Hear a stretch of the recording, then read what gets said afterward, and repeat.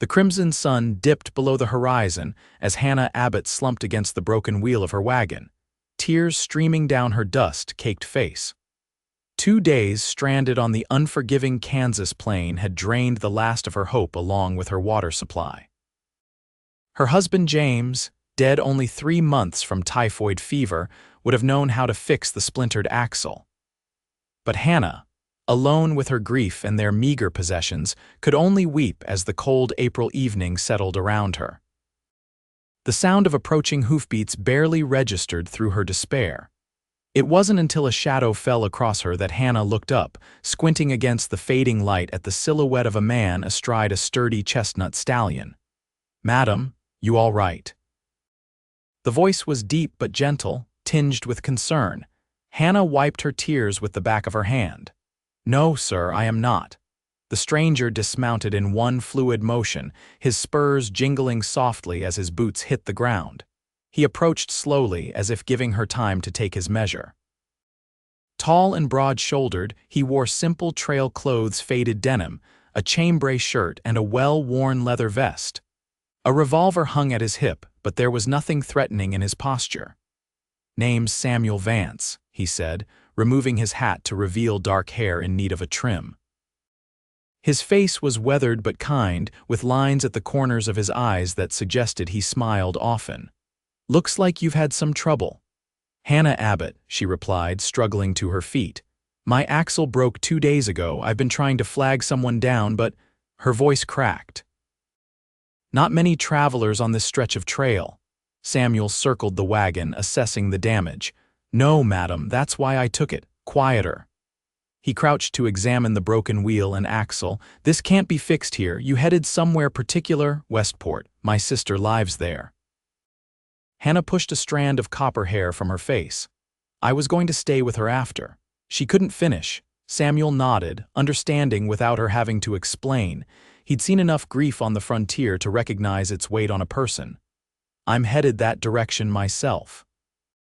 Planning to camp about an hour from here tonight, then reach Westport by tomorrow afternoon." Hannah straightened her spine, dignity returning. "I appreciate your concern, Mr. Vance, but I cannot simply abandon my wagon. Everything I own is here." Samuel looked at the modest load, then back at the darkening sky. "Mrs. Abbott, night's coming and these plains aren't safe for a woman alone. Wolves, not to mention less savory types." He gestured to his horses. "I've got 2 strong horses. We can hitch them to your wagon, take what's important, and I'll bring you to Westport." Hannah hesitated. Her mother had raised her to be wary of strangers, especially men on the frontier, but something in Samuel's straightforward gaze inspired trust. "I can pay you," she offered, reaching for her small purse. Samuel shook his head. "That won't be necessary. Wouldn't leave anyone out here alone, payment or not." As darkness fell, they worked together to transfer her essential belongings to his pack horse and secure the wagon as best they could. Hannah watched as Samuel hitched his horses to what remained of her wagon, improvising connections with rope and leather. When he offered his hand to help her onto his horse, Hannah took it without hesitation, surprised at the spark of warmth that traveled up her arm at his touch. "I'll come back for the rest once you're safe with your sister," Samuel promised as they rode away, leaving the broken wagon silhouetted against the rising moon. They rode in silence for a time, Hannah seated behind Samuel on his horse, her arms tentatively around his waist. The rhythm of the horse's gait and the solid presence of the man before her gave Hannah her first sense of security in months. "How long have you been traveling alone?" Samuel asked over his shoulder. 3 months, Hannah replied, her voice carried away by the evening breeze. "Since James, my husband, passed," Samuel nodded.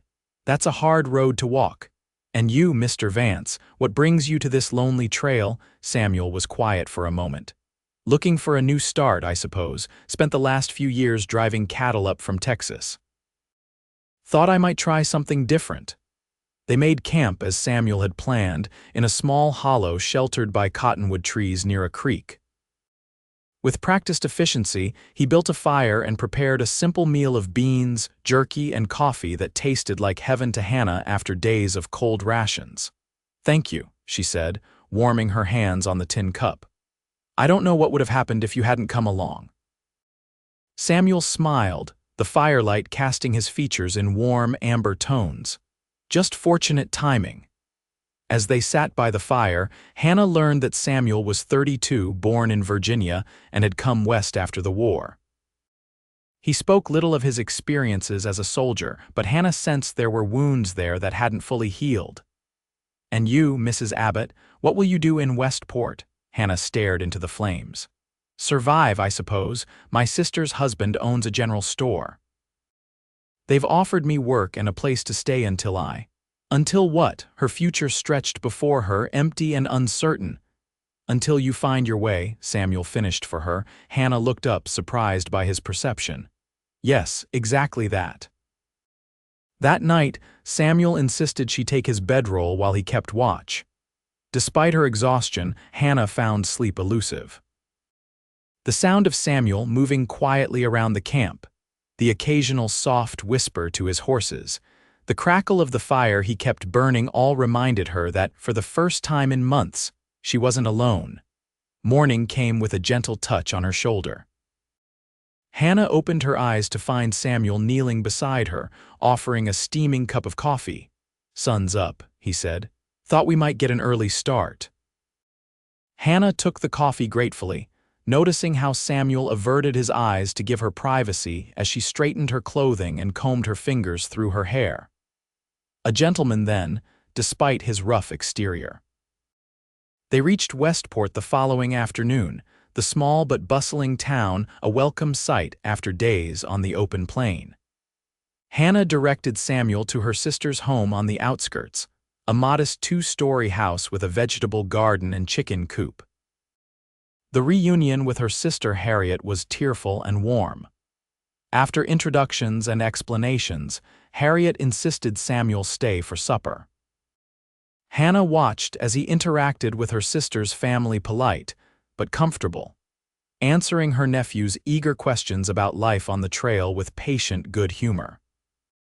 When Samuel announced he would head back to salvage what he could from Hannah's wagon, she felt a surprising pang of disappointment. "You'll return, won't you?" she asked as he prepared to leave. "To Westport, I mean." Samuel's gaze held hers for a long moment. "Yes, Mrs. Abbott. I believe I will." True to his word, Samuel returned 3 days later, his pack horses loaded with everything salvageable from Hannah's wagon. He had even managed to bring her mother's rocking chair, carefully tied and padded for the journey. Hannah's gratitude overwhelmed her. "Mr. Vance, I don't know how to thank you." "Samuel, please," he said, his smile reaching his eyes. "And seeing you settled safely is thanks enough." But he didn't leave Westport. Instead, Samuel found work at the livery stable and took a room at the boarding house. Hannah began helping at her brother-in-law's store, and it seemed natural that Samuel would stop by regularly, sometimes to purchase supplies, sometimes just to talk. 2 weeks after her arrival, Hannah was arranging a display of fabric when Samuel entered the store, hat in hand. "Mrs. Abbott," he began, uncharacteristically hesitant, "I was wondering if you might accompany me to the social at the church this Saturday evening." Hannah felt a flutter in her chest that she hadn't experienced in years. "I would like that very much, Samuel, and please call me Hannah." The church social marked a turning point. As they walked beneath the stars afterward, Samuel told Hannah more about his life, his childhood in Virginia, his struggles after the war, his years driving cattle and learning to survive in the West. "I've never stayed in one place very long," he admitted. "Always looking for something, I suppose." Hannah gathered her courage. "And have you found it, what you're looking for?" Samuel's steps slowed and he turned to face her, his expression serious in the moonlight. "I'm beginning to think I might have." Spring turned to summer, and Hannah found herself looking forward to each day in a way she hadn't since before James fell ill. Samuel became a regular visitor at her sister's home, often joining them for Sunday dinner after church. Hannah's nephew idolized him, and even Harriet's husband Roger admitted that Samuel was a fine sort of fellow. In July, Samuel took Hannah on a picnic by the river. As they sat on a blanket beneath a spreading oak tree, he spoke of his plans to purchase land outside of town. "There's a small parcel with a cabin that needs work, but the soil's good. Owner's heading to California, wants to sell quickly." Samuel looked at her, his eyes hopeful. "I thought you might like to see it." The property was modest, but promising 20 acres with a creek running through it, a sturdy if neglected cabin, and enough flat land for crops and grazing. Hannah walked the boundaries with Samuel, listening as he described his vision. Expanding the cabin, building a proper barn, planting an orchard where the land sloped gently toward the creek. "What do you think?" he asked when they had circled back to the cabin. Hannah took a deep breath, overwhelmed by the possibilities. "It's lovely, Samuel, a perfect place for a new beginning." His expression grew serious. "That's what I was hoping you'd say."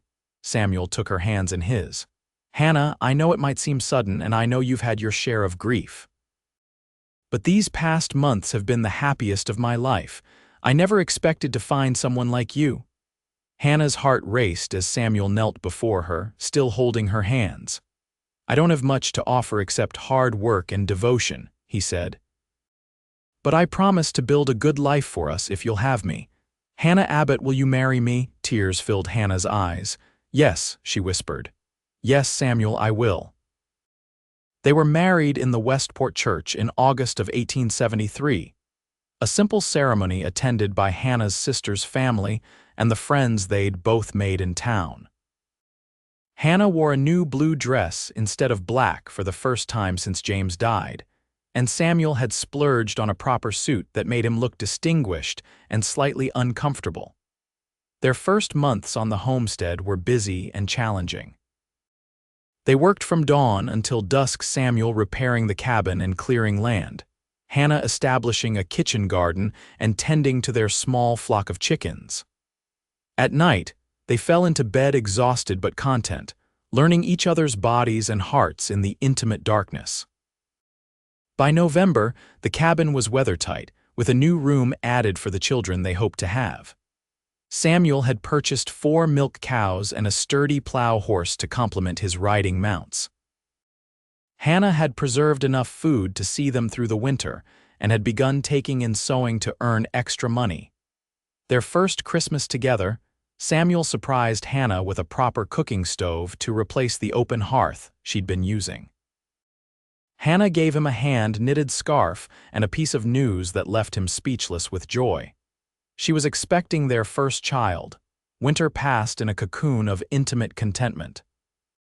They spent long evenings by the fire, Samuel reading aloud from one of the few books they owned while Hannah sewed tiny garments.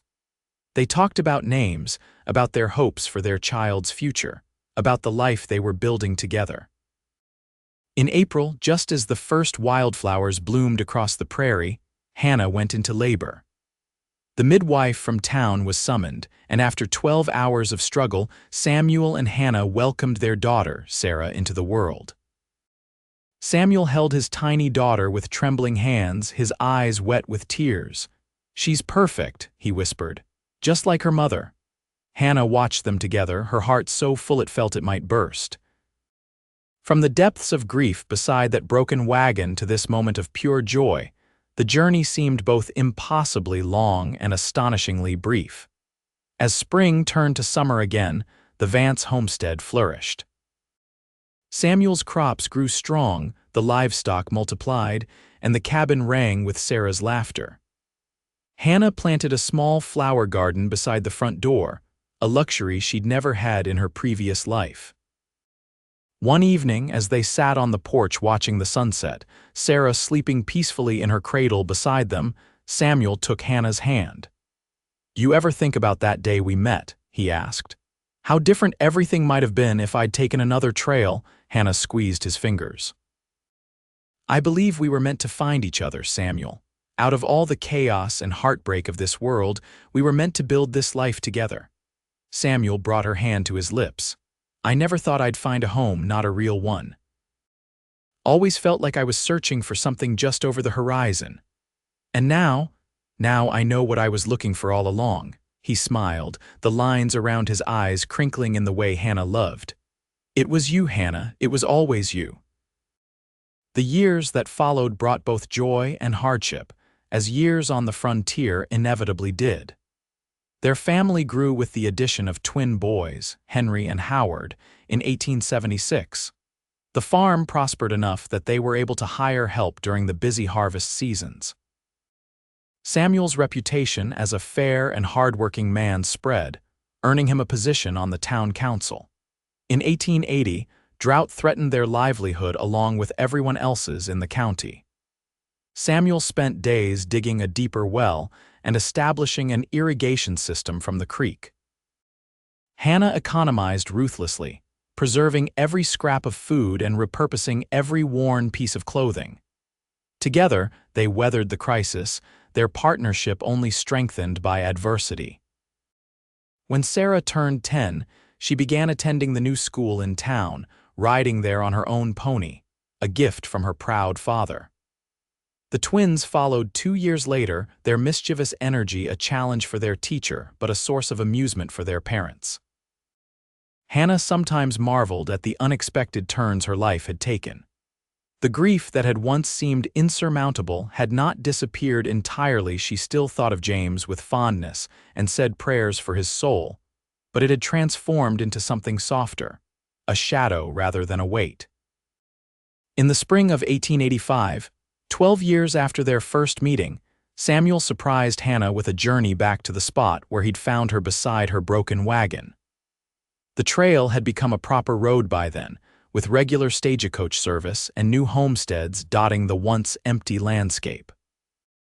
"I'm not sure this is the exact spot," Samuel admitted as they spread a picnic blanket on the prairie grass, "but it's close enough." Hannah surveyed the rolling plains, remembering her despair that day. "I thought my life was over," she said quietly. "That there was nothing left for me but obligation and survival." Samuel wrapped his arm around her shoulders. At 44, his hair was threaded with silver, his face more lined, but he remained strong and vital. "And now?" Hannah leaned into him, thinking of their children waiting at home with her sister, of their prosperous farm, of the community they'd helped build. Most of all, she thought of the love that had grown between them, steady and true, weathering every storm. "Now I know that life can begin again, even when we think it's ended." She turned her face up to his. "You saved me that day, Samuel Vance." He shook his head, his eyes soft with emotion. "No, Hannah, we saved each other."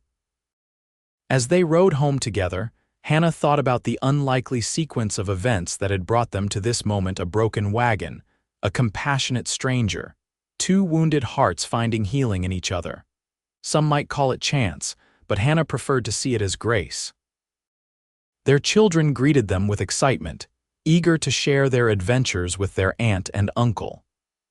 As Hannah watched Samuel swing the twins high in the air, Sarah laughing beside them, she felt a profound sense of gratitude.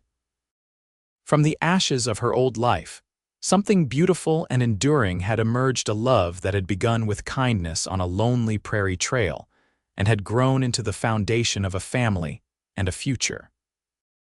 Later that night, as they lay together in the darkness of their bedroom, Samuel traced the curve of Hannah's cheek with gentle fingers. "I have never regretted it, you know," he said softly. "Not one day of our life together." "Nor have I," Hannah replied, pressing her lips to his palm. "Every struggle, every joy, I would choose it all again if it meant finding you." Outside their window, the Kansas prairie stretched under starlight, the same vast landscape that had once witnessed a widow's tears beside a broken wagon and a cowboy's compassion as he hitched his horses and carried her toward a new beginning. That moment of despair, transformed by unexpected kindness, had become the cornerstone of a love story neither of them could have imagined on that fateful spring evening so many years before.